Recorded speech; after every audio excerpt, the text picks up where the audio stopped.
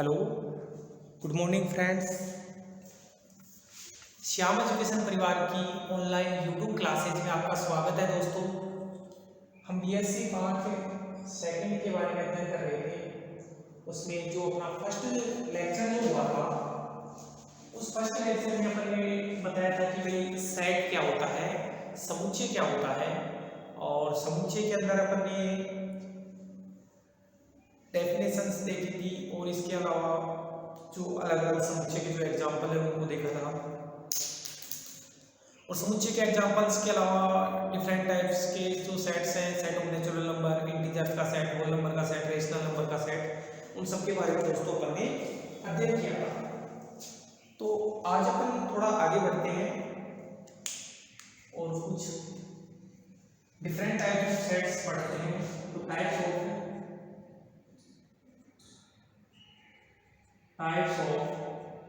Sets, समुच्चयों के प्रकार। समुच्चयों के प्रकार में क्या है कि एक तो होता है अपना समान समुच्चय, देखना, एक होता है अपना समान समुच्चय, समान समुच्चय, इसको बोला जाता है इक्वल सेट। क्या बोला जाता है? Equal set. ठीक है दोस्तों। तो समान समुच्चय क्या होता है कि दो समुच्चय है, मान लो कैपिटल ए और कैपिटल बी, तो दोनों समान समुच्चय कहलाते हैं अगर कैपिटल ए का प्रत्येक एलिमेंट कैपिटल बी में है और कैपिटल बी का प्रत्येक एलिमेंट कैपिटल ए में है। कहने का मतलब दो समुच्चय समान समुच्चय तब होते हैं जब वो डिटोस है दोनों। तो लिखूंगा मैं कि दो समुच्चय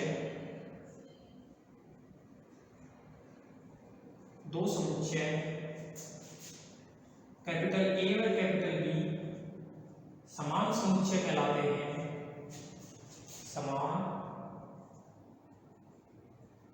समुच्चय कहलाते हैं।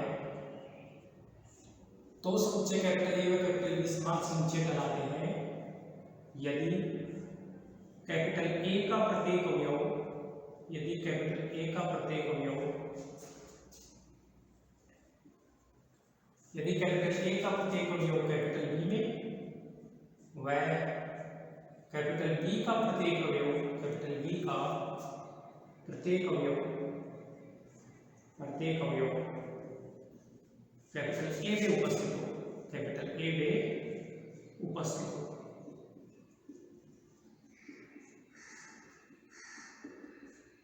दो समुच्चय कैपिटल ए और कैपिटल बी है वो समान समुच्चय कब कहलाते हैं? जब कैपिटल ए का प्रत्येक अवयव कैपिटल बी में हो और कैपिटल बी का प्रत्येक अवयव कैपिटल ए में हो। अर्थात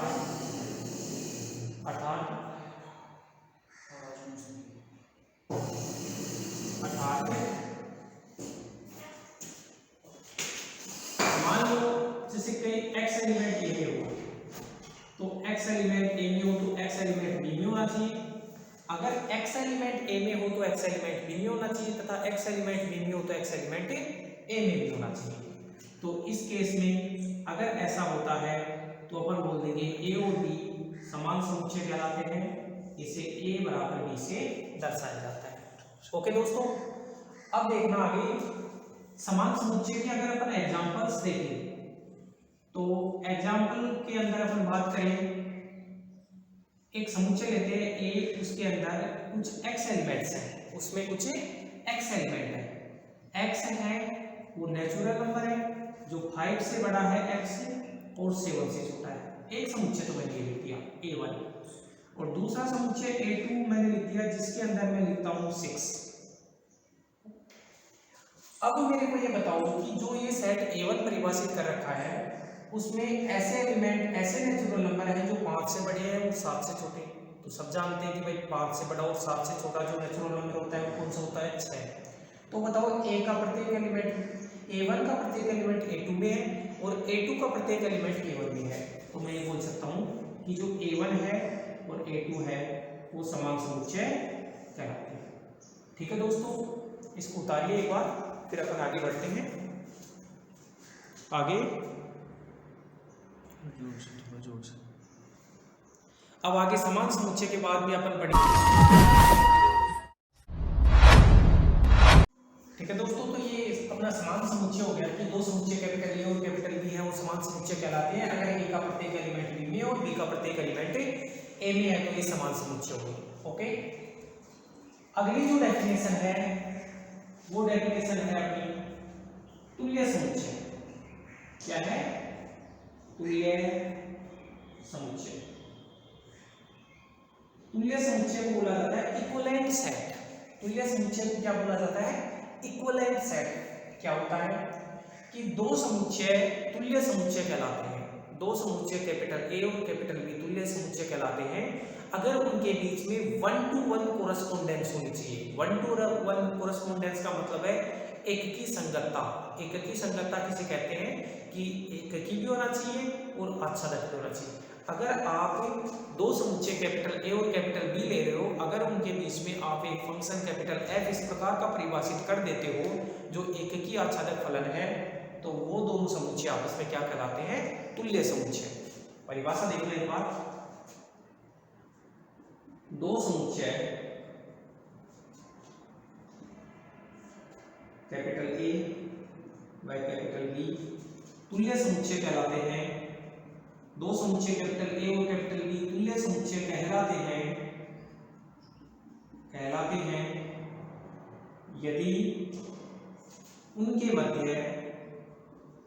यदि उनके मध्य एक की संगतता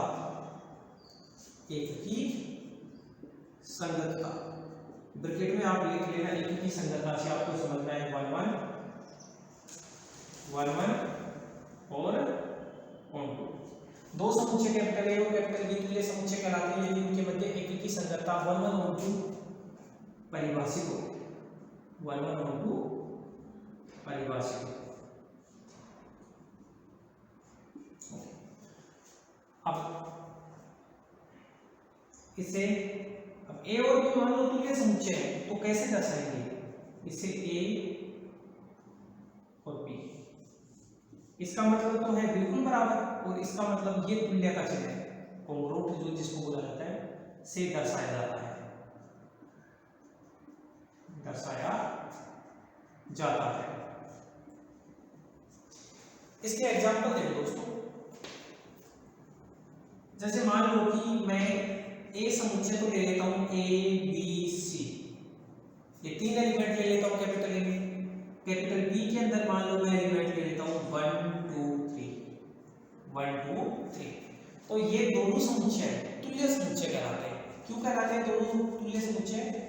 क्योंकि कैपिटल ए और कैपिटल बी, इसमें ए बी और सी तीन एलिमेंट है, इसमें 1 2 3 तीन एलिमेंट है। आप 1 1 को मैं परिभाषित कर दो, 1 का प्रतिबिंब ए का प्रतिबिंब 1, 2 का बी और 3 का सी। तो बताओ ये जो आप मैप परिभाषित करोगे, आप ये जो मैप एफ परिभाषित करोगे ए से बी में, ये एक की भी है, प्रत्येक एक एलिमेंट का एक प्रतिबिंब है तो ये एक की भी है, और कोडो में जो अपना बी है उसके प्रत्येक एलिमेंट की प्री इमेज है तो वो क्या है? आच्छादक भी। आच्छादक में क्या होता है? इसको प्रांत बोला जाता है, इसको सह प्रांत बोला जाता है, और सह प्रांत के प्रत्येक अवयव का अगर पूर्व प्रतिबिंब है तो वो आच्छादक फलन कहलाता है। सह प्रांत के अवयव 1 2 3, एक का पूर्व प्रतिबिंब ए, 2 का पूर्व प्रतिबिंब बी, 3 का पूर्व प्रतिबिंब सी, तो ये आच्छादक हो गया। तो बताओ यहाँ से कैपिटल ए और कैपिटल बी जो बने वो क्या बन गए? दोनों तुल्य समुच्चय। कैपिटल ए और कैपिटल बी क्या बन गए? तुल्य समुच्चय। ठीक है दोस्तों, समान समुच्चय में तो जो एलिमेंट है वो डिट्टो सेम होने चाहिए, एग्जैक्टली सेम होने चाहिए समान समुच्चय में जो एलिमेंट है वो, और तुल्य समुच्चय में क्या है कि उनके मध्य एक की संगतता परिभाषित होनी चाहिए। ओके, एक नोट पॉइंट में लिख सकता हूं कि समान समुच्चय सदैव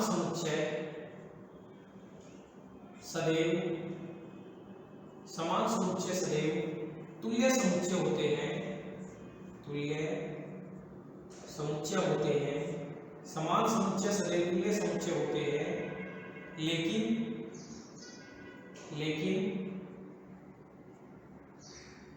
तुल्य समुच्चयों का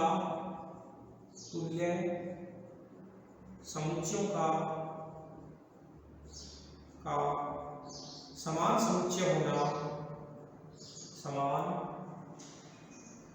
समुच्चय होना आवश्यक नहीं होता, आवश्यक नहीं होता।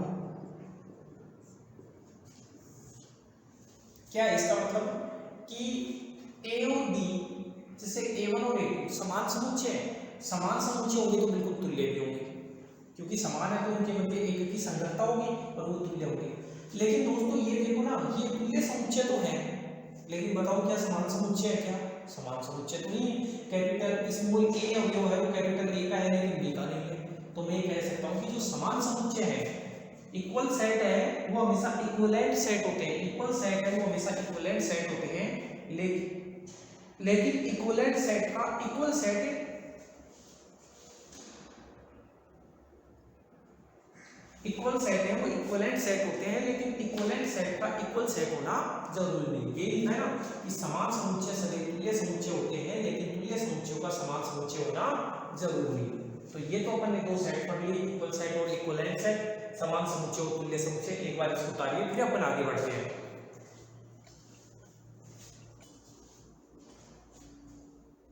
ओके फ्रेंड्स, एक बार इसको राइट डाउन करो फिर अपन आगे बढ़ते हैं।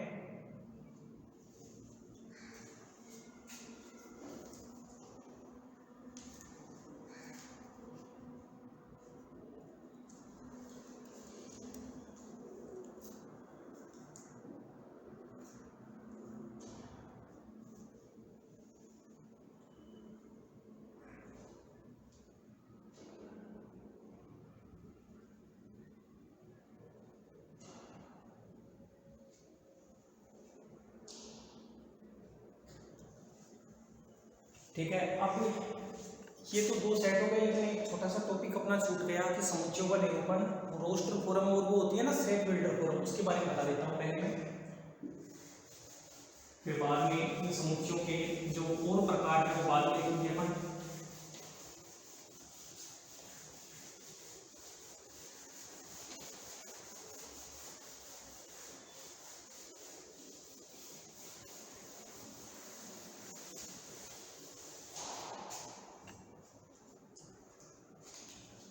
टॉपिक क्या है?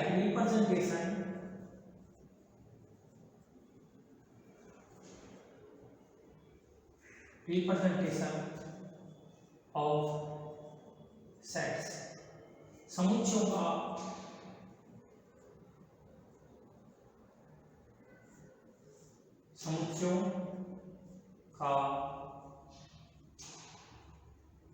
निरूपण। समुच्चयों का निरूपण की दो फॉर्म होती हैं, एक तो होता है रोस्टर थ्योरम, उससे पहला तो अपन पढ़ेंगे रोस्टर थ्योरम या टेबुलर थ्योरम।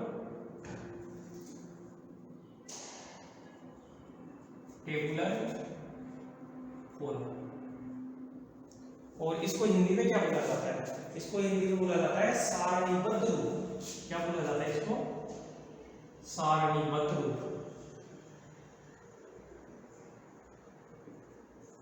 रोस्टर थ्योरम या टेबुलर थ्योरम, और इसको बोला जाता है सारणीबद्ध रूप।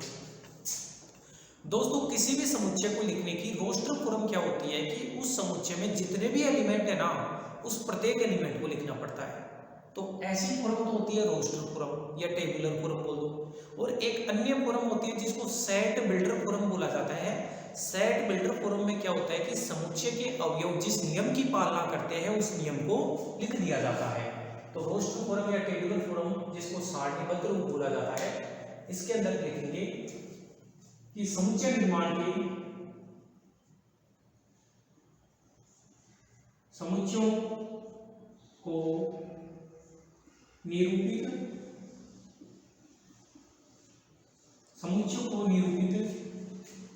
करने की रोस्टर थ्योरम में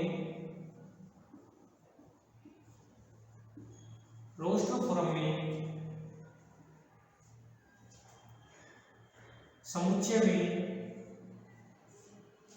में प्रत्येक अवयव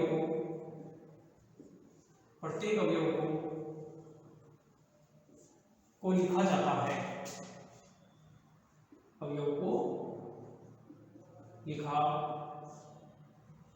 जाता है। इसमें तो प्रत्येक एलिमेंट को लिखना पड़ेगा रोस्टर फॉर्म में। और दूसरी जो फॉर्म होती है उसको बोला जाता है set builder form. Set builder form, इसको बोला जाता है समुच्चय निर्माण विधि। समुच्चय निर्माण विधि, सेट बिल्डर फॉर्म समुच्चय निर्माण विधि।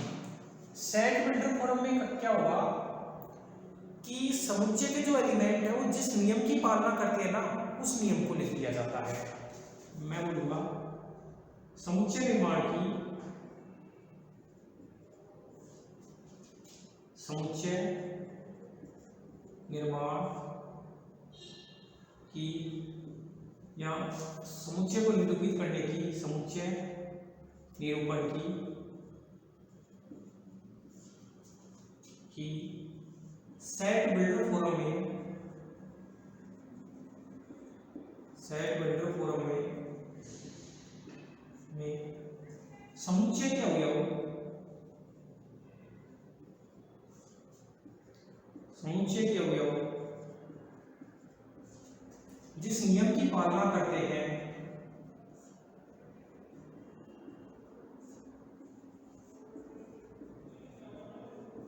जिस नियम की पालना करते हैं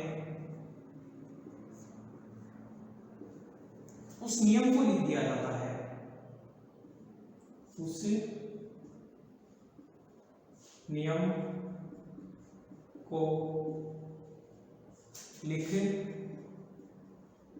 दिया जाता है। एक एग्जांपल से देख लो।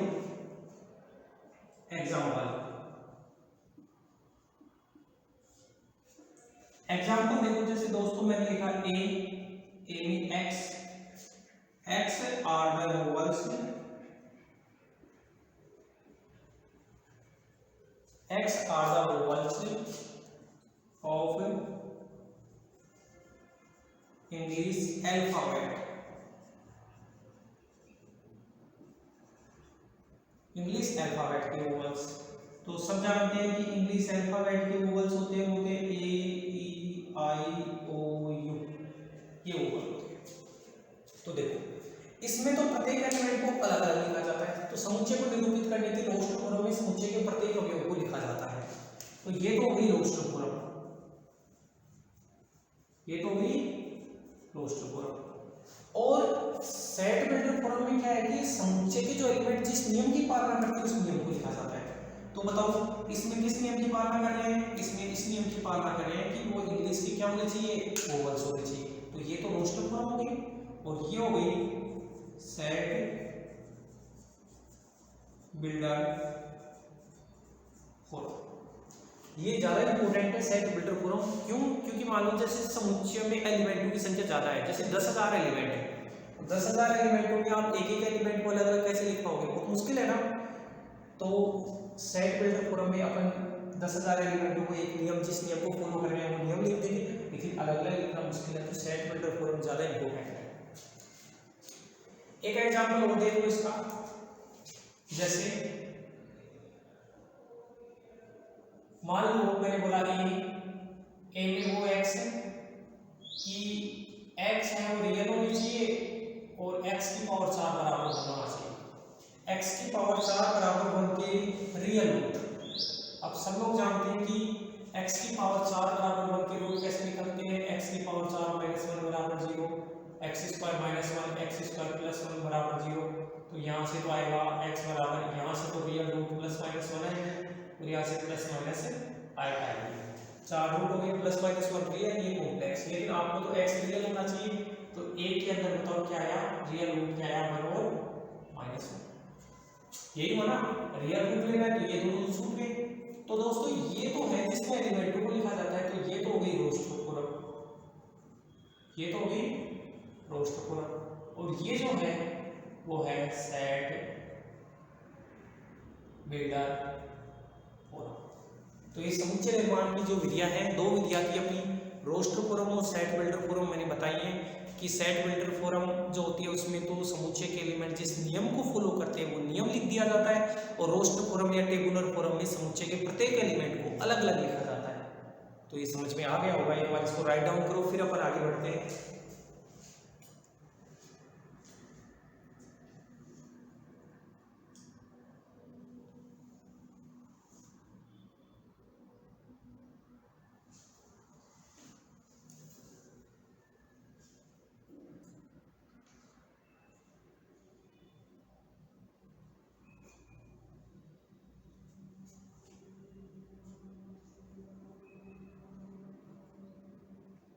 ओके फ्रेंड्स, आपने उतार लिया होगा ये।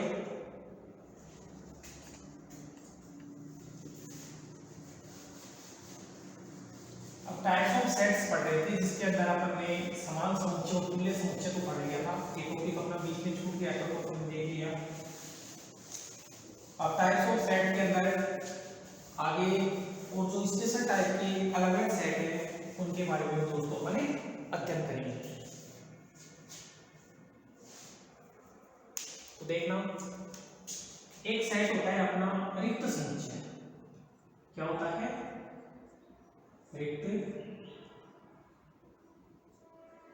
समुच्चय। एक होता है अपना रिक्त समुच्चय। रिक्त समुच्चय को इंग्लिश में क्या बोला जाता है? Null set.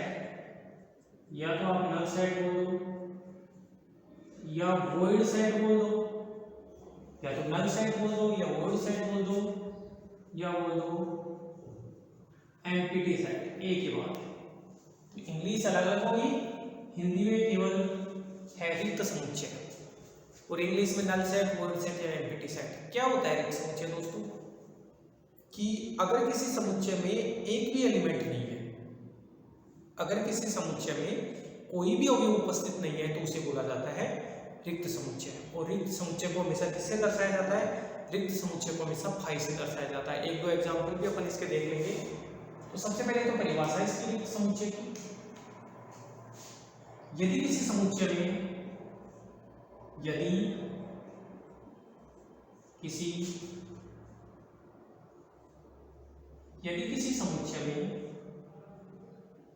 कोई भी अवयव उपस्थित नहीं है, यदि किसी समुच्चय में कोई भी अवयव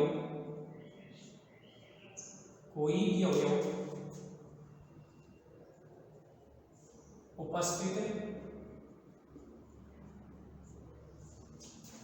नहीं है, यदि किसी समुच्चय में कोई भी अवयव उपस्थित नहीं है तब उसे रिक्त समुच्चय कहा जाता है। तब उसे रिक्त समुच्चय कहा जाता है।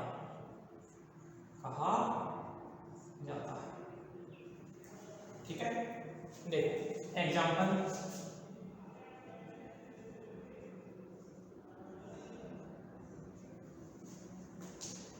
देखो दोस्तों, मैंने लिखा कि भाई ए सेट है, ए सेट में एक्स है, एक्स नेचुरल नंबर है, सर एच टी मतलब सच दैट कि एक्स है वो 5 से तो बड़ा है और 6 से छोटा है। कि ऐसा नेचुरल नंबर जो 5 से बड़ा है और 6 से छोटा है। तो दोस्तों बताओ, कोई ऐसा नेचुरल नंबर हो सकता है क्या जो 5 से बड़ा हो और 6 से छोटा हो? नहीं हो सकता। तो बताओ ए किसके बराबर आ गया? 5। रिक्त समुच्चय को किससे दर्शाया जाता है? 5 से। ऐसे ही अगर अपन दूसरा एग्जांपल मान लो, ये देखिए कि ए सेट है, ए सेट में वो एक्स है कि एक्स है वो रियल नंबर है और साथ में एक्स स्क्वायर प्लस 1 बराबर है 0। एक्स स्क्वायर प्लस 1 बराबर 0 का रियल रूट बताओ दोस्तों। एक्स स्क्वायर प्लस 1 बराबर 0 के 2 रूट होते हैं, और 2 रूट कौन से होते हैं? प्लस आएगा और माइनस आएगा। बताओ कोई रियल रूट आएगा? नहीं आएगा। तो ए बराबर कितना हो गया अपना? 5। ये तो हो गया एम्प्टी सेट। ऐसे बहुत सारे एग्जांपल बना सकते हो आप। इसके बाद में अगला सेट है वो है सिंगलटन सेट।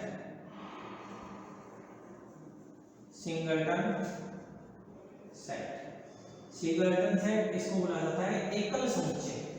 क्या बोला जाता है? एकल समुच्चय। सिंगलटन सेट क्या होता है? अगर मान लो कि कोई सेट ऐसा है जिसमें केवल एक ही एलिमेंट हो तो सिंगलटन सेट होता है। बहुत सारे एग्जांपल बना सकते हैं अपन। यदि किसी समुच्चय में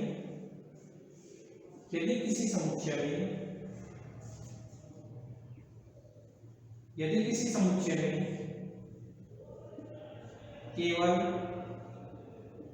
एक अवयव उपस्थित हो, केवल एक ही अवयव उपस्थित हो,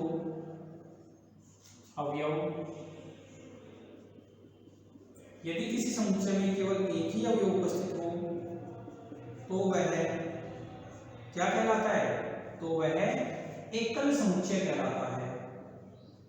एकल समुच्चय कहलाता है। यदि किसी समुच्चय में केवल एक ही एलिमेंट उपस्थित है तो वह एकल समुच्चय कहलाता है। एग्जाम्पल जैसे मैंने बोला कि x है वो कोई इंटीजर है और x - 1 का होल स्क्वायर बराबर 0 इसका रूट है। तो बताओ x - 1 का होल स्क्वायर बराबर 0 का रूट होंगे, दो रूट होंगे लेकिन 1, 1 सेम रूट होंगे। रिपीट कर रहा है तो बताओ दोस्तों इसमें मैं क्या लिखूंगा? 1। तो सिंगलटन सेट के बहुत सारे एग्जांपल भी बनाए जा सकते हैं, ऐसी कोई बात नहीं है। यहाँ से बस इतना सा ध्यान रखना है, इनकी डेफिनेशन ध्यान रखना है कि अपने को सिंगलटन सेट क्या होता है कि एक ऐसा सेट है जिसमें केवल यूनिट एलिमेंट होता है। अच्छा, सिंगलटन सेट को यूनिट सेट भी बोला जाता है। क्या? सिंगलटन सेट जो है उसको यूनिट सेट भी बोला जाता है। सिंगलटन सेट को यूनिट सेट भी बोला जाता है। सिंगलटन सेट एक ऐसा सेट होता है जिसमें केवल एक ही एलिमेंट होता है, अब वो कुछ भी हो जाए। और इसके अलावा रिक्त समुच्चय है उसको फाई से दर्शाया जाता है। रिक्त समुच्चय को जैसे मान लो कोई रिक्त समुच्चय है तो उसको ऐसे भी लिख दिया जाता है, या तो ऐसे लिख दो या फाई से लिख दो, एक ही बात है।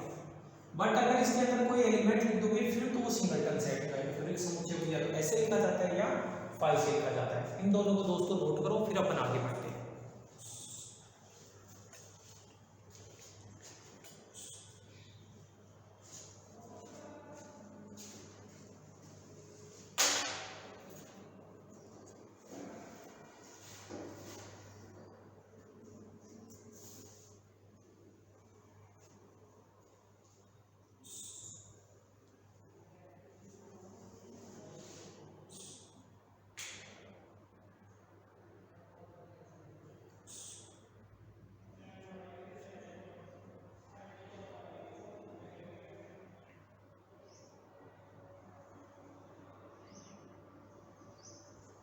ओके फ्रेंड्स, अपन आगे चले।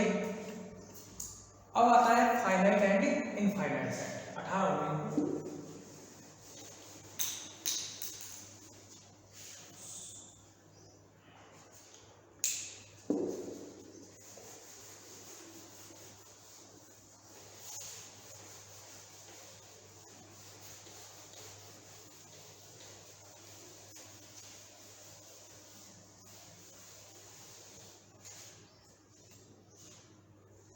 अब आता है अपना फाइनाइट एंड इनफाइनाइट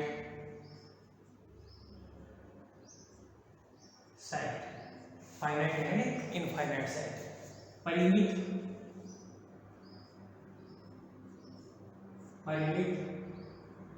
एवं अपरिमित समुच्चय।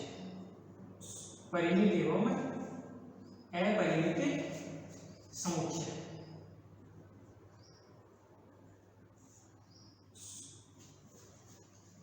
फाइनाइट एंड इनफाइनाइट सेट क्या है दोस्तों? भाई फाइनाइट सेट को परिमित समुच्चय बोला जाता है, इनफाइनाइट सेट को या तो अपरिमित समुच्चय बोल दो या अनंत समुच्चय बोल दो। अब फाइनाइट सेट तो एक ऐसा सेट होता है जिसमें आप नंबर ऑफ एलिमेंट्स आप काउंट कर सकते हो, नंबर ऑफ एलिमेंट्स आप काउंट कर सकते हो, तो वो तो फाइनाइट सेट होता है। और इनफाइनाइट सेट या अनंत सेट क्या होता है दोस्तों? अपरिमित या अनंत सेट वो सेट होता है जिसके अंदर आप लास्ट एलिमेंट नहीं बता सकते कि क्या आएगा। जैसे नेचुरल नंबर का सेट, आप उसमें लास्ट एलिमेंट बता सकते हो क्या क्या आएगा? नहीं बता सकते ना, तो इनफाइनाइट सेट का एग्जांपल हो गया। वास्तविक संख्याओं का समुच्चय कैपिटल आर है, इनफाइनाइट सेट है। पूर्णांकों का समुच्चय जेड है, इनफाइनाइट सेट है। परिमित संख्याओं का समुच्चय क्यू है, सारे इनफाइनाइट सेट है। ठीक है, तो फाइनाइट सेट में तो अपन नंबर ऑफ एलिमेंट लिख सकते हैं, बता सकते हैं, वो तो फाइनाइट सेट। और जिसके अंदर अपन ये नहीं बता सकते कि लास्ट एलिमेंट कहाँ तक जा रहा है, वो क्या कहलाता है, इनफाइनाइट सेट। तो मैं लिखता हूँ इसमें,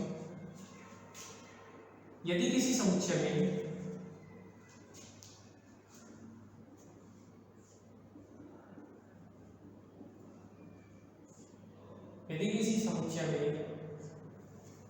अवयवों की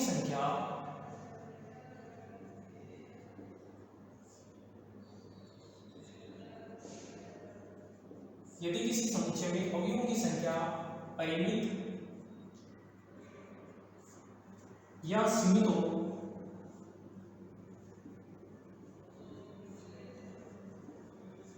यदि किसी समुच्चय में अवयवों की संख्या परिमित या सीमित हो तो वह परिमित समुच्चय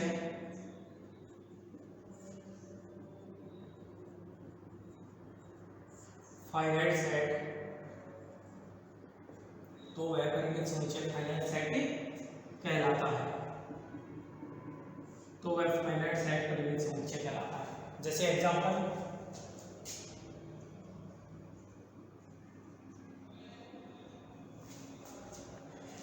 हो गया, जैसे a बराबर हो गया a e i o u, finite set का एग्जांपल है, 5 एलिमेंट है। जैसे मैंने लिखा a के अंदर वो x है कि x नेचुरल नंबर है और x लेस देन 7 है, तो 7 से छोटे नेचुरल नंबर आ जाएंगे ना इसमें, 1 2 3 4 5 6 तक आ जाएगा इसमें। तो बताओ दोनों के दोनों जो सेट है उसमें number of element upon count कर सकते हैं। तो ये दोनों के दोनों है वो क्या है, अपने फाइनाइट सेट। ये फाइनाइट सेट का एग्जांपल है। अब इनफाइनाइट सेट या अनंत सेट क्या होता है, जिसमें लास्ट एलिमेंट नहीं बता सकते आपकी, क्या आएगा, वह समुच्चय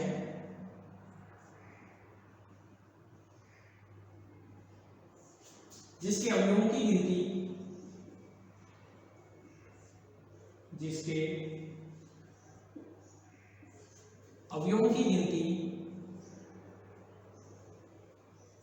अंतिम अवयव तक नहीं की जा सकती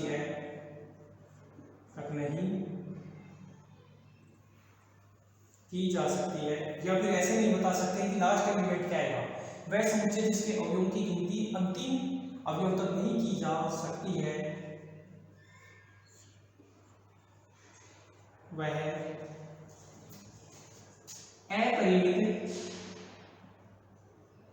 अपरिमित या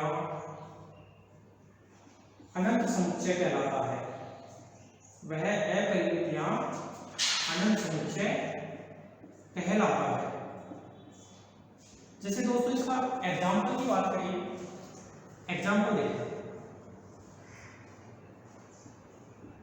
मैंने बोला a, और a के अंदर मैं बोलता हूं कि x है, x नेचुरल नंबर है और x ग्रेटर देन 5 से बड़े नेचुरल नंबर।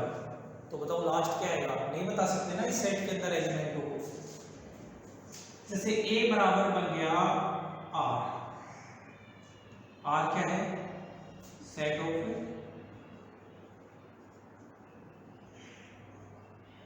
Real numbers.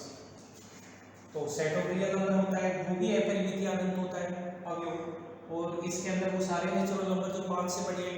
अब कहाँ तक चलोगे आप 5 से, आप इसमें नहीं बता सकते कि रियल नंबर के सेट में अंतिम एलिमेंट क्या होगा। तो ये सारे दोनों के दोनों जो एग्जांपल हैं वो है इनफाइनाइट सेट। ठीक है दोस्तों, तो ये फाइनाइट सेट और इनफाइनाइट सेट की डेफिनेशन हो गई है। इसको उतारिए, अपनी नोटबुक में नोट करना है। देखो मैथमेटिक्स की आपको एक प्रॉपर कॉपी बनानी है जिसके अंदर सारे क्लास नोट्स हैं वो बनानी है। आपके एग्जाम में एक भी क्वेश्चन ऐसा नहीं आएगा जो क्लास नोट्स के बाहर आएगा। बस ध्यान से एक एक चीज़ को समझते हुए चलना है। तो आप इसको राइट डाउन करो, फिर अपन सबसेट के बारे में पढ़ेंगे आगे।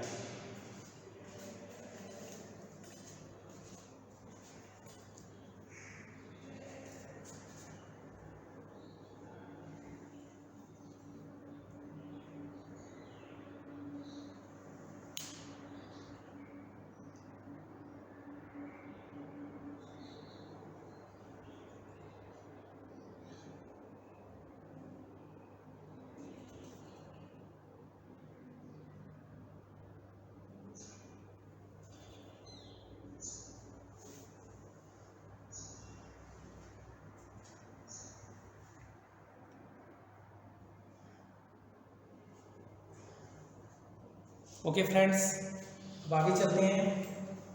अब आएगा सबसेट।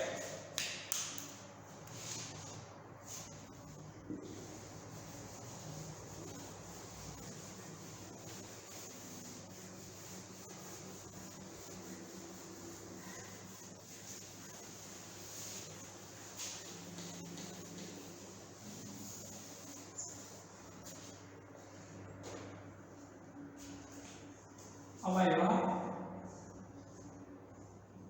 सबसेट, जिसको बोला जाता है उपसमुच्चय।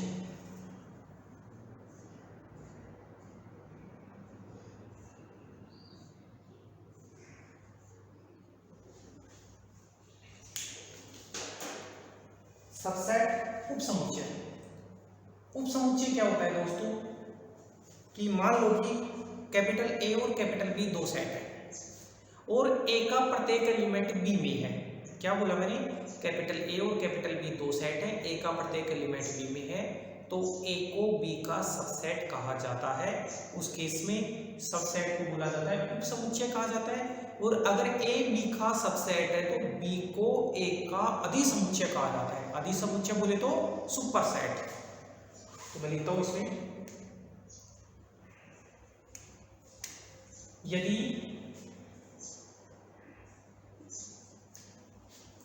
कैपिटल ए व कैपिटल बी, यदि कैपिटल ए व कैपिटल बी दो समुच्चय इस प्रकार है कि, यदि कैपिटल ए व कैपिटल बी दो समुच्चय इस प्रकार है कि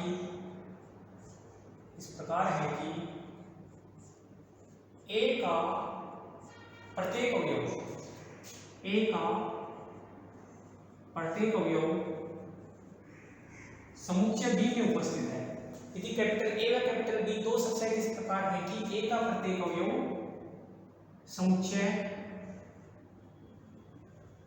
बी में उपस्थित है, बी में उपस्थित है, तब ए का प्रत्येक एलिमेंट बी में उपस्थित है, तब ए को बी का उपसमुच्चय कहा जाता है।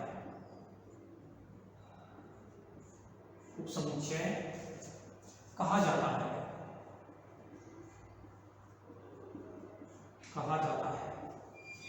इसे कैसे दर्शाएंगे, इसे ए सबसेट बी, इसे ए सबसेट बी से दर्शाया जाता है,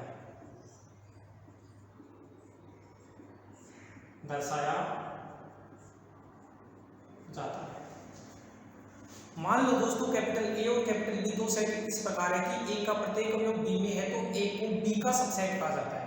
किसको कहा जाता है, ए को कहा जाता है। किसका सबसेट कहा जाता है, बी को। अब देखना, यदि ए सबसेट बी है तो इसे यह भी पढ़ा जाता है, तो इसे यह भी पढ़ा जाता है कि ऐसे भी पढ़ते हैं कि या तो ऐसे बोल दो कि ए सबसेट है बी, या फिर ऐसे बोल दो कि ए कंटेन करता है बी में। कंटेन का मतलब है अंतर्विष्ट। कंटेन को क्या बोलते हैं, अंतर्विष्ट। अंतर्विष्ट का मतलब कैपिटल ए अगर कैपिटल बी में कंटेन करेगा तो ए का प्रत्येक एलिमेंट किसमें होना चाहिए, बी में।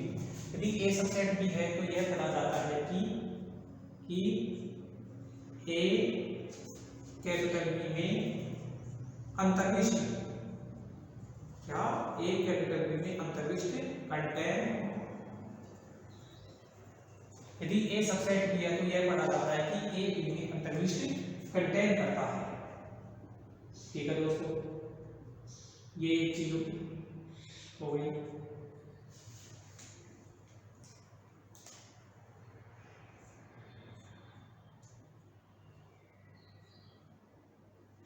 या दूसरा पॉइंट ये लिखिए, दूसरा पॉइंट मान लो कि ए सबसेट है बी का, तो ए ए को तो सबसेट कहा जाता है, अगर ए का प्रत्येक एलिमेंट बी में है तो ए को तो सबसेट कहा जाता है, लेकिन फिर बी को क्या कहा जाएगा, बी को कहा जाएगा सुपरसेट। उस केस में अगर ए बी का सबसेट है तो उस केस में जो बी है उसको ए का सुपरसेट कहा जाता है, उस सुपरसेट को कहा जाता है हिंदी में अतिसमुच्चय। मैं बोलता हूं यदि ए सबसेट बी है तो बी को ए का सुपरसेट बोले तो अतिसमुच्चय,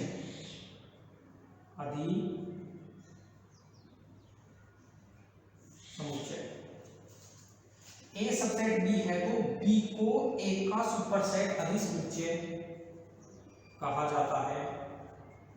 चलो ये भी ठीक है।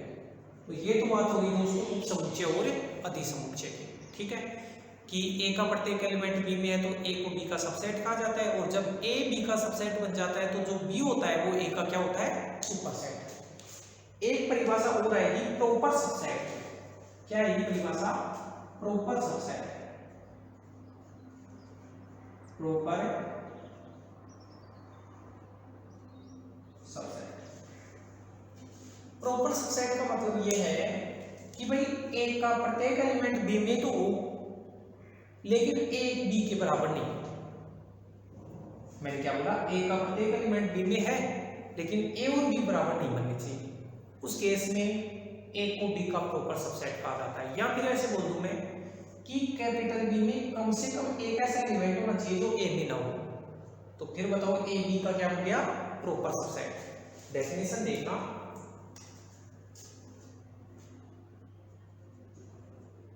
यदि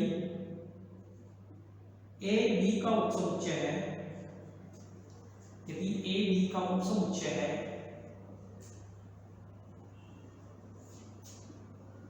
तथा ए नॉट इक्वल टू बी है, ए नॉट इक्वल टू बी है तो ए को बी का उचित उपसमुच्चय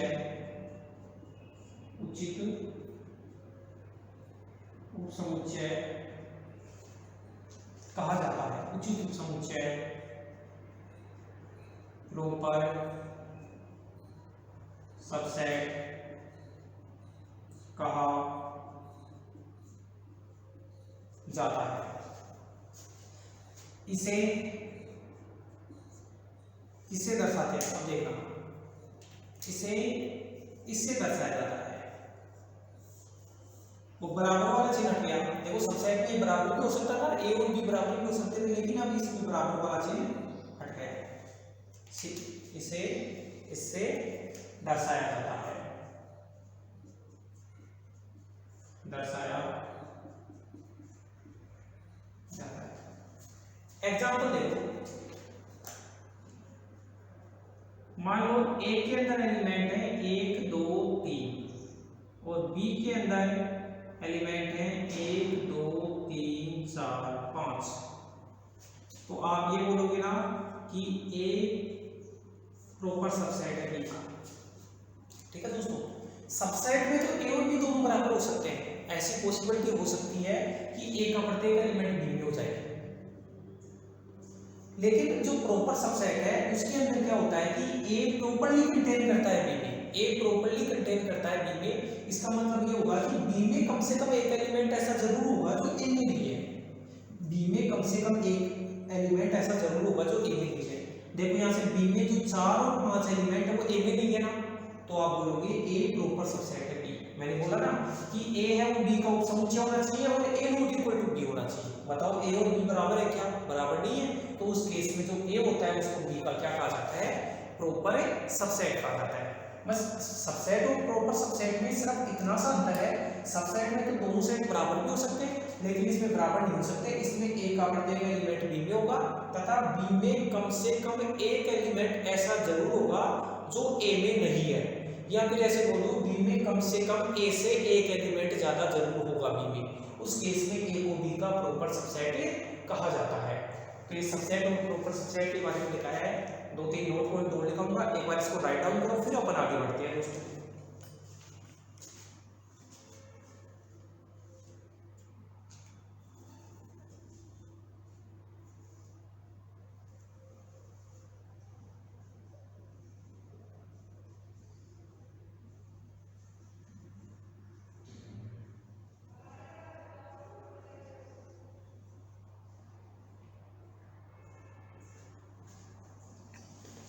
ठीक है, अपन आगे बढ़ते हैं। इसको मैं हटा रहा हूं।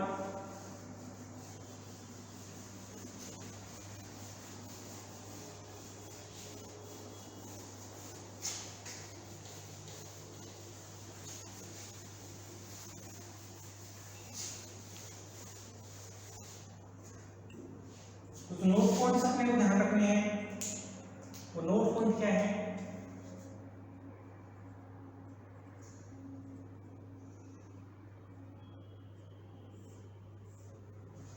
नोट पॉइंट है अपने को जो ध्यान रखने हैं, पहला नोट पॉइंट है कि प्रत्येक सेट होता है वो खुद का सबसेट होता है। बताओ, खुद के एलिमेंट तो खुद में होंगे ही ना। तो पहला नोट पॉइंट ये लिख सकता हूं कि प्रत्येक समुच्चय स्वयं का उपसमुच्चय होता है। प्रत्येक समुच्चय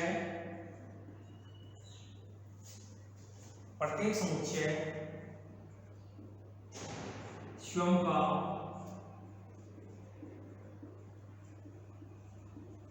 उपसमुच्चय होता है। प्रत्येक समुच्चय होता है वो क्या होता है? स्वयं का उपसमुच्चय होता है। दूसरा नोट पॉइंट, प्रत्येक सेट होता है वो खुद का सबसेट होता है।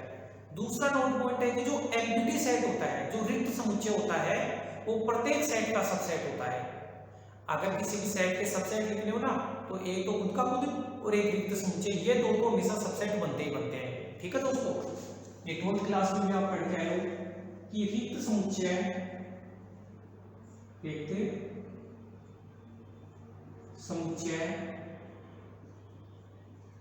प्रत्येक सेट का, रिक्त समुच्चय प्रत्येक सेट का सबसेट होता है। रिक्त समुच्चय होता है वो क्या होता है? प्रत्येक सेट का सबसेट होता है। दो चीज होगी भाई, एक तो हो गया कि प्रत्येक सेट होता है वो खुद का सबसेट होता है। दूसरी चीज होगी कि एम्प्टी सेट होता है वो प्रत्येक सेट का सबसेट होता है। तीसरी चीज, मान लो कि दो सेट ए और बी है, ए तो बी का सबसेट है, ए बी का सबसेट है, इसका मतलब क्या है कि ए का प्रत्येक एलिमेंट बी में है, और बी है वो ए का सबसेट है, इसका मतलब बी का प्रत्येक एलिमेंट भी ए में है। तो ए का प्रत्येक एलिमेंट बी में है, बी का प्रत्येक एलिमेंट ए में है, तो बताओ फिर क्या हो गया? ए बराबर बी हो गया ना। और दोस्तों ध्यान रखना, कभी भी अगर दो सेटों को बराबर सिद्ध करना हो ना, तो अपन यही करते हैं कि एक बार तो ए को बी का सबसेट दिखा देते हैं और दोबारा बी को ए का सबसेट दिखा देते हैं, तो ए बराबर बी हो जाता है। तो तीसरे केस में ये लिखूंगी, यदि ए सबसेट है बी तथा बी सबसेट है ए बी का सबसेट है, बी ए का सबसेट है, तब आप क्या बोलोगे? ए बराबर क्या है? बी। तब ए बराबर बी होता है। चौथा केस दोस्तों, अगर मान लो ए का प्रत्येक एलिमेंट बी में है तथा बी का प्रत्येक एलिमेंट है वो सी में है, बी का प्रत्येक एलिमेंट सी में है, तो आप ये बोलोगे कि ए का प्रत्येक एलिमेंट किस में है? सी में है। भाई तीन सेट है ए बी सी, ए का प्रत्येक एलिमेंट बी में है, बी का प्रत्येक एलिमेंट सी में है, तो सीधी सी बात है ए का प्रत्येक एलिमेंट किस में हो गया? सी में। ये नोट पॉइंट है। अब एक डेफिनेशन है गणनीयता।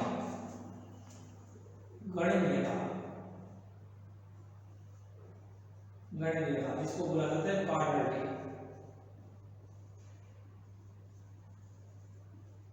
किसी भी सेट की गणनीयता क्या होती है? किसी भी सेट की कार्डिनलिटी क्या होती है? किसी भी सेट में नंबर ऑफ एलिमेंट्स होते हैं उसको उस सेट की गणनीयता कहा जाता है। ध्यान रखना दोस्तों, किसी भी सेट में जो नंबर ऑफ एलिमेंट्स है, एलिमेंटों की संख्या है, वो उस सेट की गणनीयता कहा जाता है। ये सारी चीजें आप जानते हो, 12th क्लास में पढ़ी हुई है, लेकिन यहाँ पे रिपीट करना जरूरी है। लिखता हूं, किसी भी समुच्चय में, किसी भी समुच्चय में अवयवों की संख्या, किसी भी समुच्चय में अवयवों की संख्या उस समुच्चय की, किसी भी समुच्चय में अवयवों की संख्या उस समुच्चय की गणनीयता कहलाता है। उस समुच्चय की गणनीयता कहलाता है। यह गणनीयता कहलाती है, उस समुच्चय की गणनीयता कहलाती है। किसी समुच्चय में नंबर ऑफ एलिमेंट है, उनकी जो संख्या है वो गणनीयता कहलाती है। जैसे मान लो ए के अंदर ए ई आई ओ यू 5 एलिमेंट है, तो गणनीयता को ऐसे मापांक का दर्शाया जाता है। इसका मान होगा 5। कभी ऐसे लिखा हुआ ना मोड, उसका मतलब है कि ये किसकी बात कर रहा है, किसी भी सेट की कार्डिनल की बात कर रहा है। तो दोस्तों एक बार इसको उतारिए, फिर मैं किसी भी सेट के कितने सबसेट बनते हैं उसका फॉर्मूला बताऊंगा और सबसेट कैसे काउंट करते हैं वो बताऊंगा। ठीक है दोस्तों, एक बार इसको राइट डाउन करो, फिर अपन आगे बढ़ते हैं।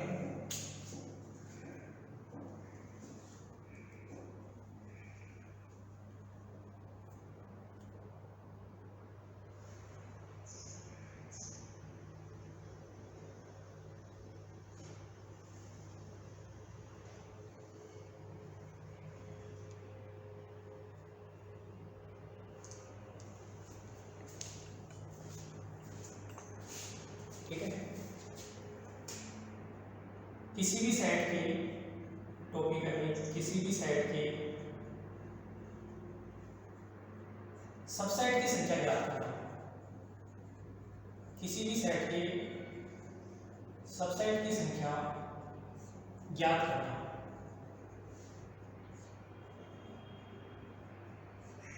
किसी भी सेट के सबसेट की संख्या ज्ञात करना। भाई कोई सेट है तो उसके कितने सबसेट बनेंगे, देखना एक बार। यदि किसी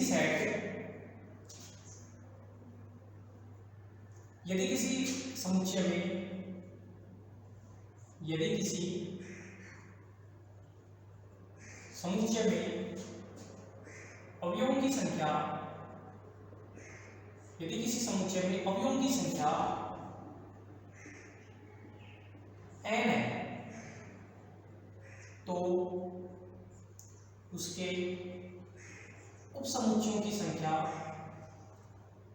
भी किसी भी सेट के मान लो किसी भी कोई भी सेट है उसमें नंबर ऑफ एलिमेंट n है, तो उसके उपसमुच्चयों की संख्या, उसके नंबर ऑफ सबसेट्स तो जो बनेंगे उपसमुच्चयों की संख्या 2 की पावर n होती है।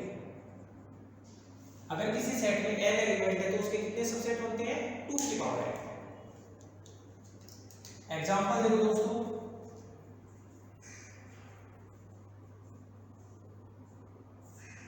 मान लो कि भाई ए सेट है जिसमें 3 एलिमेंट है 1 2 3। ए सेट में टोटल 3 एलिमेंट है, तो इसके कितने सबसेट बनेंगे, तो total number of subset, total number of subsets बराबर 2 की पावर, कितने एलिमेंट है इसमें 3, तो 2 की पावर 3 बराबर 8। तो टोटल नंबर ऑफ सबसेट कितने बने, 8। अब 8 सबसेट बने तो 8 बने कौन कौन से, पहला तो हो गया खुद का खुद, भाई प्रत्येक सेट होता है खुद का सबसेट होता है, बताया था ना पहला पॉइंट। और दूसरा हो गया वो हो गया 5 कि रिक्त समुच्चय होता है वो प्रत्येक सेट का सबसेट होता है। ये दो तो हमेशा समझिए। अब तीसरा देखो, अब आप इसमें से एक एक एलिमेंट उठाते जाओ। सबसे पहले तो आपने ये उठाया, A4 किया तो फिर 2 को उठा लिया, A5 किया तो 3 को उठा लिया, ठीक है। A6 किया, अच्छा एक बार 1 को उठा लिया, फिर 2 को उठाया, 3 को उठाया। अब दो एलिमेंट को उठाओ, 1 2 को उठाओ, 2 3 को उठाओ, A8 1 3 को उठाओ। मैं क्रम तो निश्चित नहीं होता ना, 1 3 को 3 1 भी लिख सकता हूँ, सेट के अंदर एलिमेंट को क्रम निश्चित नहीं होता। तो ये सेट था, इसके 8 सबसेट बने। कितने सबसेट बने, 8 सबसेट। और मैं टोटल सबसेट तो 8 बन गए, लेकिन ऐसे पूछ लिया कि number of non empty subset, non empty subset. तो number of non empty subset कितने हैं 7। कैसे भाई, एक तो एम्प्टी सबसेट है ना ये वाला रिक्त समुच्चय है, तो number of non empty subset कितने हो गए 7। 8 में से 1 कम कर दो तो 7 जो हो गए वो हो गए नॉन एम्प्टी सबसेट। तो दोस्तों ऐसे सबसेट बनाए जाते हैं, तो एक तो खुद का खुद हो गया, एक एम्प्टी हो गया, फिर एक एक एलिमेंट को उठाते जाओ, दो दो एलिमेंट को उठाते जाओ, तो टोटल सबसेट बन जाते हैं। तो एक बार इस सारे को राइट डाउन करो, फिर अपन आगे बढ़ेंगे।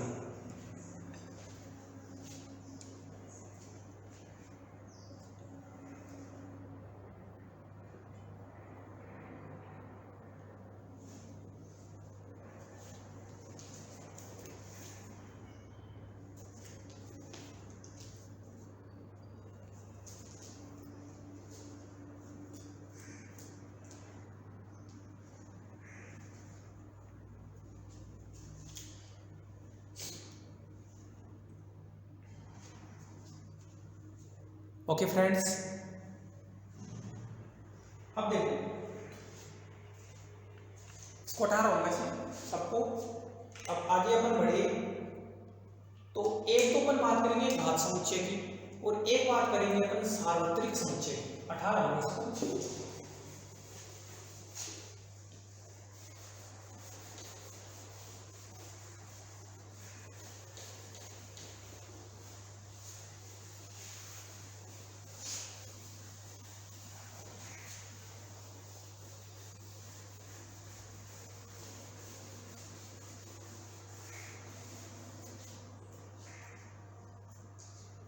एक तो बात करेंगे अपन घात समुच्चय की।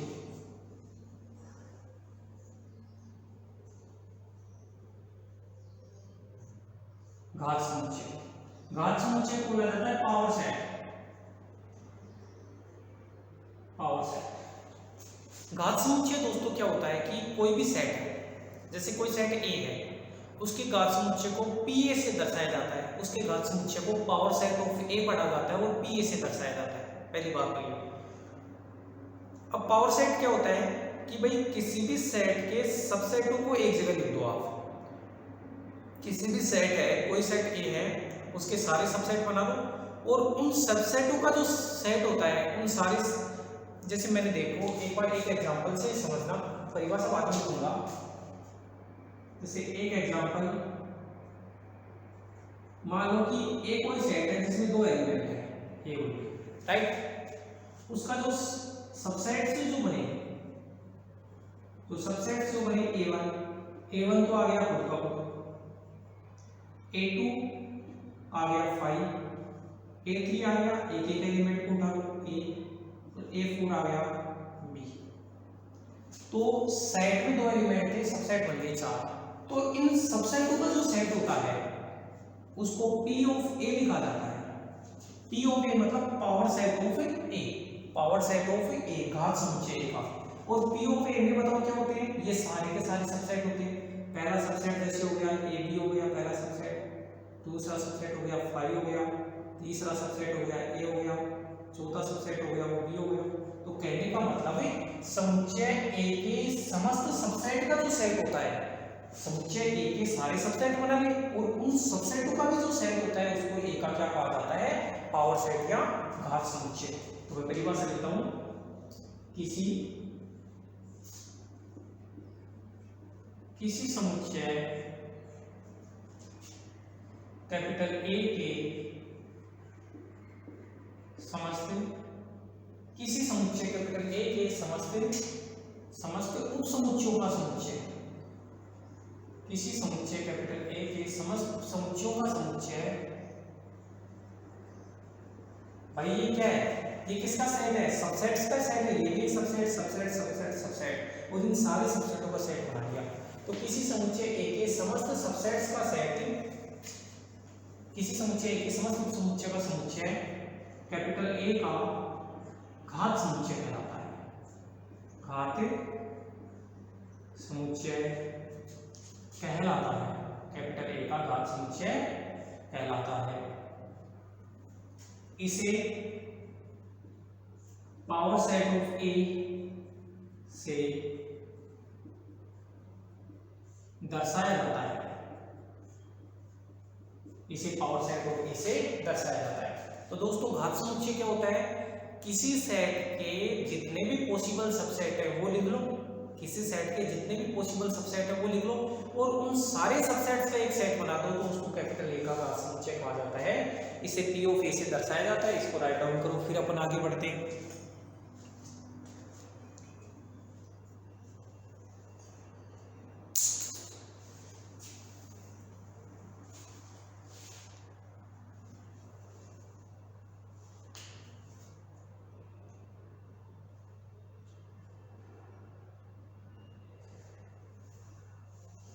ओके, अब पढ़ते हैं अपन सार्वत्रिक समुच्चय, यूनिवर्सल सेट।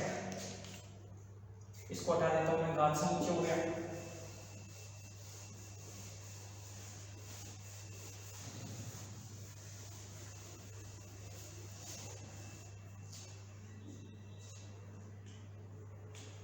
अब बताता हूं यूनिवर्सल सेट।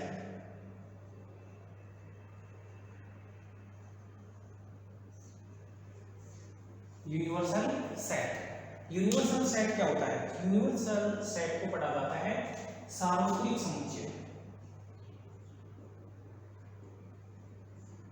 सार्वत्रिक समुच्चय, यूनिवर्सल सेट। ऐसे माना जाता है कि ये जो यूनिवर्सल सेट है ना, वो सबसे बड़ा सेट होता है।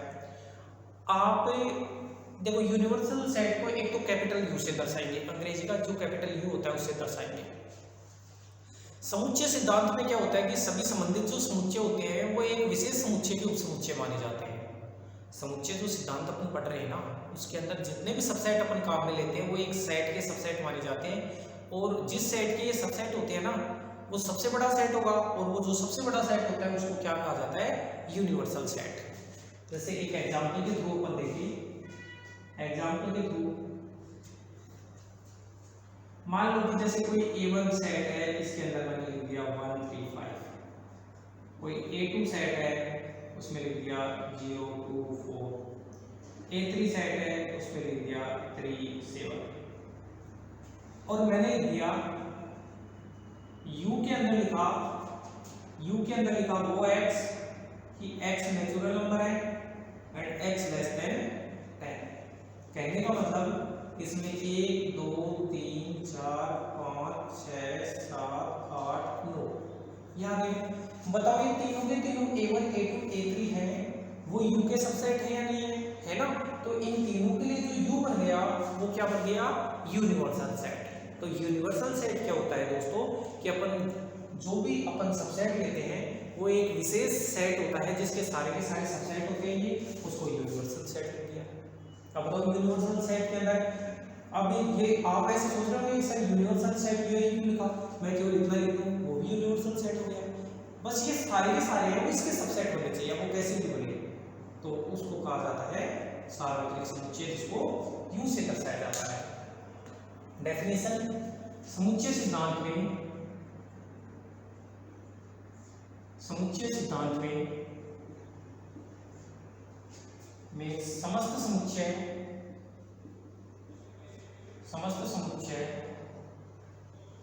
समुच्चय सिद्धांत में समस्त समुच्चय एक विशेष समुच्चय के उपसमुच्चय होते हैं। एक विशेष समुच्चय के समुच्चय सिद्धांत में जो समस्त समुच्चय होते हैं वो एक विशेष समुच्चय के उपसमुच्चय होते हैं,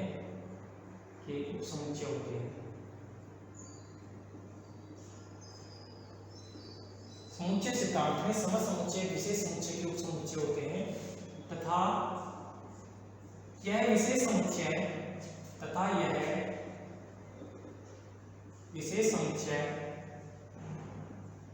इन समुच्चयों के लिए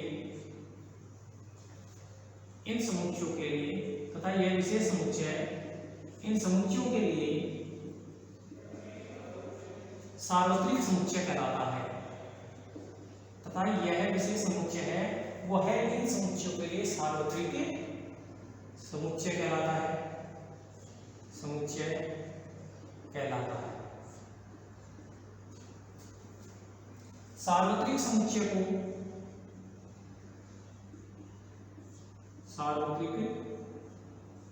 समुच्चय को अंग्रेजी के कैपिटल लेटर को अंग्रेजी के कि बड़े अक्षर कैपिटल यू से दर्शाया जाता है, कैपिटल यू से दर्शाया जाता है। सार्वत्रिक समुच्चय को इंग्लिश के जो कैपिटल लेटर है वो यू से दर्शाया जाता है। तो दोस्तों ये यूनिवर्सल सेट हो गया कि समुच्चय सिद्धांत में आप जो भी समुच्चय सोचोगे ना वो एक पर्टिकुलर सेट के सबसेट होते हैं, और वो पर्टिकुलर जो सेट होता है वो इन सबसेट्स के लिए क्या कहलाता है, सार्वत्रिक समुच्चय। इसको राइट डाउन करो।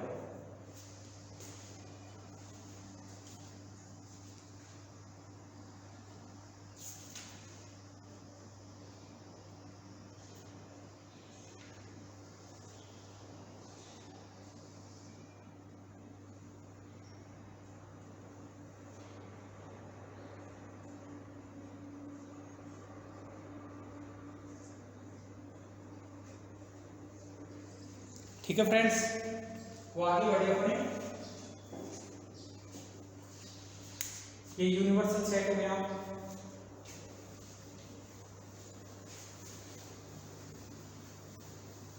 एक सेट और पढ़ लेते हैं, असंयुक्त समुच्चय।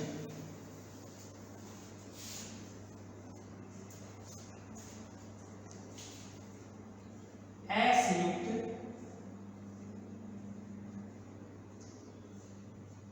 समुच्चय, असंयुक्त समुच्चय, इसको कहा जाता है डिसजॉइंट सेट। क्या कहा जाता है इसको, डिसजॉइंट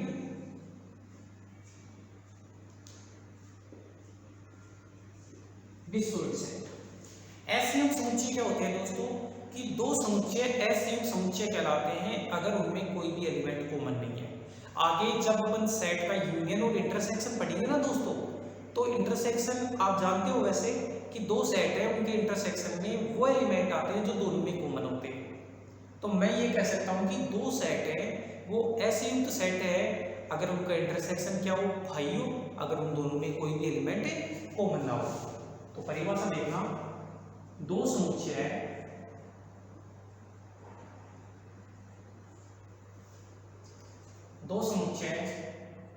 कैपिटल ए व कैपिटल बी असंयुक्त समुच्चय कहलाते हैं। दो समुच्चय कैपिटल ए व कैपिटल बी असंयुक्त समुच्चय कहलाते हैं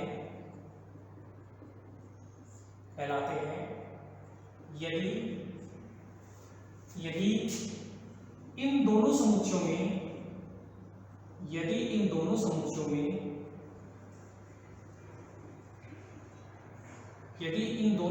में कोई भी अवयव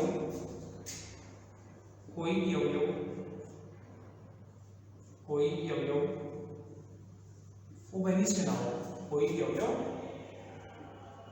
उभयनिष्ठ न हो। दो समुच्चय कैपिटल ए और कैपिटल बी असंयुक्त समुच्चय कहलाते हैं अगर इन दोनों समुच्चयों में कोई भी अवयव उभयनिष्ठ न हो। अर्थात मैथमेटिकल रूप से मैं ये बोल सकता हूँ ना कि कोई भी अवयव उभयनिष्ठ नहीं है। इसका मतलब कि अगर ए और बी का आप इंटरसेक्शन ले रहे हो तो वो क्या आना चाहिए, फाई आना चाहिए। तो वो दोनों समुच्चय क्या कराते हैं, असंयुक्त समुच्चय कहलाते हैं। जैसे एग्जाम्पल की बात करें दोस्तों कि कैपिटल ए है, उसमें ए बी सी तीन एलिमेंट है, और बी है उसमें 1 2 3 एलिमेंट है। बताओ क्या इन दोनों में कोई एलिमेंट कॉमन है क्या, कोई भी एलिमेंट कॉमन नहीं है। तो बोल देंगे अतः कैपिटल ए व कैपिटल बी असंयुक्त समुच्चय है। अतः कैपिटल ए व कैपिटल बी क्या है, असंयुक्त समुच्चय है। ये असंयुक्त समुच्चय हो गई। असंयुक्त समुच्चय डिसजॉइंट सेट जिसमें कोई भी एलिमेंट कॉमन ना हो। एक होता है असमान समुच्चय। असमान समुच्चय क्या होते हैं, जो समान है। तो अगली परिभाषा असंयुक्त समुच्चय हो गया, ठीक है। एक होता है असमान समुच्चय, जैसे समान समुच्चय और तुल्य समुच्चय पढ़े थे ना, वैसे असंयुक्त समुच्चय और असमान समुच्चय हो गए। असमान समुच्चय अनइक्वल सेट या तो ऐसे हो या डिस्टिंक्ट सेट, अलग अलग सेट। असमान जो समुच्चय होता है उसको इंग्लिश में बोला जाता है या तो अनइक्वल सेट बोल दो या डिस्टिंक्ट सेट। तो परिभाषा क्या है असमान समुच्चय की कि दो समुच्चय कैपिटल ए व कैपिटल बी, दो समुच्चय कैपिटल ए व कैपिटल बी, दो समुच्चय कैपिटल ए व कैपिटल बी असमान समुच्चय कहलाते हैं। असमान समुच्चय कहलाते हैं यदि क्या हो वो समान हो, ए नॉट इक्वल टू बी। अगर ए नॉट इक्वल टू बी है तो असमान समुच्चय। जैसे एग्जांपल देखो दोस्तों, मैंने a बराबर तो लिख दिया 1 2 3 और b बराबर लिख लिया 1 4 5 और 3। चलो अब बताओ क्या a बराबर b है? क्या a बराबर b नहीं है? कैपिटल A का प्रत्येक एलिमेंट b में है? नहीं, ऐसा पॉसिबल नहीं है। a का एक एलिमेंट ऐसा है जो b में नहीं है, b का एक एलिमेंट ऐसा है जो a में नहीं है। तो इसमें क्या है कि A और B सेट है वो असंयुक्त तो नहीं है। क्यों नहीं है दोस्तों? अगर आप A और B का इंटरसेक्शन करोगे तो 1 और 3 ऐसे एलिमेंट है जो दोनों में कॉमन है, लेकिन A और B समान समुच्चय भी तो नहीं है। समान समुच्चय की अगर आपको डेफिनेशन याद हो, लास्ट लेक्चर पे अपन ने देखा था कि दो सेट कैपिटल A और कैपिटल B समान समुच्चय कहलाते हैं अगर A का प्रत्येक एलिमेंट सेट B में है और B का प्रत्येक एलिमेंट सेट A में है। बताओ यहाँ से B का प्रत्येक एलिमेंट A में है क्या? ना तो B का प्रत्येक एलिमेंट A में है, ना A का प्रत्येक एलिमेंट B में है। तो दो समुच्चय कैपिटल A और B असमान समुच्चय कहलाते हैं अगर ये हो। लिख दूंगा अतः कैपिटल A व कैपिटल B असमान समुच्चय। कैपिटल A और कैपिटल B क्या है? असमान और असंयुक्त। अब यहां से एक नोट पॉइंट बना सकता हूं मैं इन दोनों से। नोट पॉइंट क्या बना सकता हूं? नोट पॉइंट ये बना सकता हूं कि असंयुक्त समुच्चय होते हैं वो हमेशा असमान होते हैं। असंयुक्त होते हैं वो असमान होते हैं, लेकिन असमान समुच्चयों का असंयुक्त होना जरूरी नहीं है। क्यों नहीं है? ये एग्जांपल देखो आप, कैपिटल A और कैपिटल B का, ये दोनों असमान तो है लेकिन ये असंयुक्त है क्या? असंयुक्त तो नहीं है। क्यों? क्योंकि A और B का अगर आप इंटरसेक्शन लोगे तो उसके अंदर फाई नहीं बनेगा कभी भी इंटरसेक्शन इन दोनों का। तो ये नोट पॉइंट कहाँ लिखे? यहाँ लिखे इसे अपन क्या है, स्टार मार्क करके लिख लेना आप। असंयुक्त समुच्चय, असंयुक्त समुच्चय सदैव असमान होते हैं, असमान होते हैं। तो डिस्जॉइंट सेट होते हैं वो डिस्टिंक्ट सेट होते हैं, लेकिन इनका विलोम सदैव सत्य हो। लेकिन इनका विलोम सदैव सत्य हो यह आवश्यक नहीं होता। यह आवश्यक नहीं होता। आवश्यक नहीं होता इसका मतलब हो भी सकता है और नहीं भी हो सकता है। याद रखना हमेशा डिसजॉइंट सेट होते हैं वो डिस्टिंक्ट सेट होते हैं, लेकिन डिस्टिंक्ट सेट का डिसजॉइंट सेट होना जरूरी नहीं होता। तो दोस्तों ये अपन में समुच्चय सिद्धांत है, उसके 2 क्लासें हो गई हैं। इनको ध्यान से पढ़ना और प्रॉपर्ली तरीके से मैथमेटिक्स की कॉपी बनाना, उसमें नोट करना। ये सारी ज़्यादातर मोस्टली चीज़ें 12th क्लास की हैं, लेकिन अपना ये फर्स्ट यूनिट है डिस्क्रीट का। इसके बाद में अपन अगला जो मैटर है वो नेक्स्ट लेक्चर में करेंगे। ठीक है दोस्तों, आप चैनल को लाइक करना, शेयर करना, सब्सक्राइब करना और अपने दोस्तों को बताना जो भी BSc पार्ट फर्स्ट के अंदर हैं कि अपनी ऑनलाइन क्लासेज हैं मैथमेटिक्स की श्याम कॉलेज में वो चालू हो गई हैं। तो ज़्यादा से ज़्यादा आप इनको ज्वाइन करना। ठीक है दोस्तों, धन्यवाद।